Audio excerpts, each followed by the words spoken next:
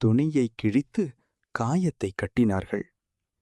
பின்னர் மகனை நோக்கி கூறினார்கள், எழுந்திரு, அல்லாஹ்வின் தூதருக்காக மீண்டும் போராடு.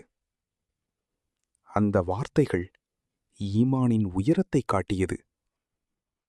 சிறிது நேரத்தில் ஒரு எதிரி வீரன் அவர்களின் தோளில் ஆழமான காயம் ஏற்படுத்தினான். இரத்தம் பெரிதாக வெளியேறியது. வலி தாங்க முடியாதது. ஆனால் அவர் இன்னும் பின்வாங்கவில்லை. கடைசி வரை நபி ஸல்லல்லாஹு அலைஹி வஸல்லம் அவர்களை காத்துக்கொண்டே நின்றார். அவர்களின் தியாகத்தை பார்த்த நபி ஸல்லல்லாஹு அலைஹி வஸல்லம் கைகளை உயர்த்தி துவா செய்தார்கள். யா அல்லாஹ், உம்மு அம்மாராவையும் அவர்களின் குடும்பத்தையும் ஜன்னத்தில் எனக்கு துணையாக்குவாயாக. அந்த துவாவை கேட்டபோது உம்மு அம்மாராவின் கண்களில் கண்ணீர் வழிந்தது.